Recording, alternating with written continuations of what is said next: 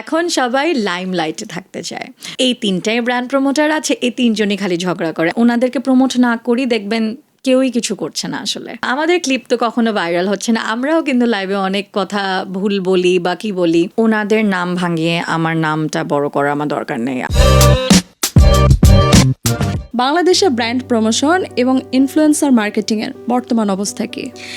এটার অ্যান্সার তো আপনি নিজেই দিয়ে দিলেন যে এত এত ব্র্যান্ড প্রমোটার। হ্যাঁ, আমাদের এখন প্রতি 2 দিনে একটা করে নিউ ব্র্যান্ড প্রমোটার আসছে। And I am actually happy যে ফাইনালি এই ইন্ডাস্ট্রিটা ইটস গ্রোয়িং অ্যান্ড মানুষ পজিটিভলি নিচ্ছে। এখন বাবা মারাই খুব প্রাউডলি বলছে আমার মেয়ে তো ব্র্যান্ড প্রমোশন করছে। ও যদি সাইড বাই সাইড ও একটা ইউনিভার্সিটিতে পড়ছেন, সাথে যদি একটা ভালো ইনকাম করছে, কারণ সে যদি ডেইলি অ্যাটলিস্ট 5টা বা 6টা লাইভ করলো, একদিনে 2টা করে, বা মানে জাস্ট ডেইলি পড়াশোনাও হলো, মাসে কিন্তু ইনকাম এলেছে। আপনি একদম কম করে নেন, 3 নেন, 5 নেন, ওর কিন্তু ইনকাম হয়ে যাচ্ছে, মাসে অনেক টাকা আসে কিন্তু। তো ওভাবে আর কি। তো আমার কাছে মনে হয় এখন সবাই এটাকে খুব পজিটিভলি নিচ্ছে। অ্যান্ড এটা তো এখন world wide it's famous now. Like Asian কান্ট্রিজগুলোতে দেখেন, চায়নাতে হয়, দেন ইন্ডিয়াতে হয়, পাকিস্তানে হয়। অ্যান্ড আপনি কি জানেন যে আমাদের দেশে কিন্তু ওয়ান অফ দোজ কান্ট্রিজ, মানে ওয়ান অফ দোজ ফার্স্ট কান্ট্রিজের মধ্যে যে এই প্রমোশনটা একদম প্রফেশনালি শুরু করেছে। তারপর কিন্তু বিভিন্ন দেশে এটা ছড়িয়ে গেল। আচ্ছা, এবার আপনার কাছে জানতে চাই আপু, ব্র্যান্ড প্রমোটারদের নামে অনেক রিউমার থাকে যে তারা নাকি অনেক ডিমান্ড করে, মানে এই বিষয়টা কতটুকু সত্য? এটা ছিল একটা টাইমে, এটা ছিল। এখন আসলে ডিমান্ড করে না। আমি তো আপনাকে বললামই উল্টা, আপনাকে তো সত্যি কথাই বলে দিলাম যে কমাই দেয় এখন, যে তা এখন সবাই লাইমলাইটে থাকতে চায়।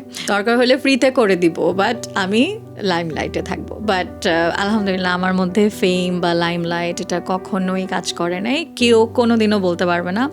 বড় বড় ব্র্যান্ড আমি রিজেক্ট করে দিয়েছি আমার সাথে রেমুনারেশনে যায়নি দেখে।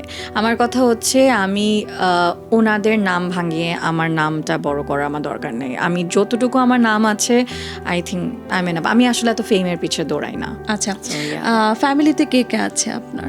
আচ্ছা, ফ্যামিলিতে অবশ্যই আমার যদি বিয়ের পরে ফ্যামিলি পরে, আগে মেইন আমার আব্বু আম্মু বেঁচে আছে আলহামদুলিল্লাহ। আর আমার ছোট একটা বোন আছে, ও কানাডায় থাকে। আমরা 2 বোনই। আর হচ্ছে আমি তো ম্যারিড, তো অবভিয়াসলি তো আমার হাজব্যান্ড আছে এবং আমার একটা ছোট বেবি আছে। She is going to be 6 এই নভেম্বরে। ফ্যামিলিকে কতটুকু সময় দিতে পারেন? আর মেয়ে কাকে বেশি ভালোবাসে, আপনাকে না বাবাকে? সে বাবাকে। এটা ইটস নট লাইক, এটা তো হচ্ছে বলে না যে ড্যাডিস প্রিন্সেস। আমিও কিন্তু আমরা মেয়েরা কিন্তু আমাদের বাবাকে কেন জেনে, আমাদের মারা যতই করে আমরা আব্বুদের প্রতি এটাই কিন্তু হয় যে আব্বুদের প্রতি একটু আমরা বেশি একটু সফট কর্নার বেশি থাকে।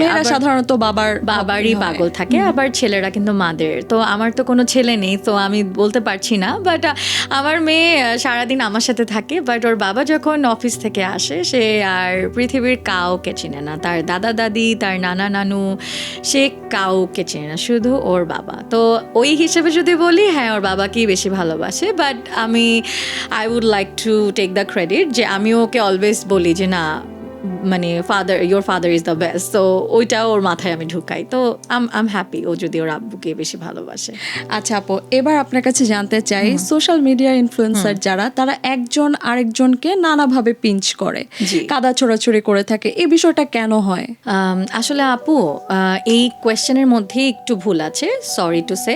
এটার আমি ফার্স্টেই বলতে চাই যে আমরা সব ব্র্যান্ড প্রমোটার এরকম না। মনে করেন 100টা ব্র্যান্ড প্রমোটার, ওটার থেকে ম্যাক্সিমাম 5 জন, ম্যাক্সিমাম সেটা বললাম, কিন্তু আমার তো গোনায় মনে হয় 3 জনই আসে। ম্যাক্সিমাম 5 জন হচ্ছে এই যে একটু কাদা ছোড়াছুড়ি করে, বাকি সবাই সুন্দর মতো নিজেদের মতন কাজ করে যাচ্ছে। অ্যান্ড যেটা বললাম, নেগেটিভ পাবলিসিটিটা করতে সবাই পছন্দ করে। তো ঘুরে ফিরে ওনাদের ছোট ছোট ক্লিপ, সব নিউজ, সব রিপোর্টাররা ওটাই করে। তো আমরা মনে করি এই 3টাই ব্র্যান্ড প্রমোটার আছে, এই 3 জনই খালি ঝগড়া করে। আসলে কিন্তু না, আমাদের হাজার আমাদের ক্লিপ তো কখনো ভাইরাল হচ্ছে না। আমরাও কিন্তু লাইভে অনেক কথা ভুল বলি বা কি বলি, বা আমাদের একটু উল্টাপাল্টা হয়, আমাদেরও ব্যাড কমেন্টস আমরাও কিন্তু পচা করে একটু মাঝে মাঝে রিপ্লাই দিই যখন একদম মাথার তারটা ছিঁড়ে যায়। কিন্তু ওগুলা কখনো ভাইরাল হবে না। কেন? বিকজ আমরা তো লাইভে এসে ঝগড়াও করব না, আমরা বা গালিগালাজও করব না, কিছুই করব না। এটা আমি একটু ক্রেডিট দিব এডুকেশন, আমাদের ফ্যামিলি আমাদের ভিতর থেকে আমাদেরকে যে এডুকেশনটা দিয়েছে, আমাদের বাবা মা যেভাবে আমাদেরকে বড় করেছে, আমরা সবসময় শিখেছি যে এই জিনিসগুলা ঘরের বাইরে যাবে না। সবারই রাগ আছে, সবারই জিদ আছে, বাট আমি যদি একটা পাবলিক প্ল্যাটফর্মে কাজ করি, আমার ওটা মাথায় রাখতে হবে, এটা পৃথিবীর যে কোনো প্রান্তে থেকে আপনাকে দেখবে। আপনার বাচ্চা বড় হয়ে কিন্তু এগুলো তো থেকে যাবে, আর্কাইভ হয়ে যাবে, রাইট? মানে আর্কাইভ হয়ে থেকে যাচ্ছে, তো ও কি মনে করবে? তো এটা তো একটা শিক্ষা।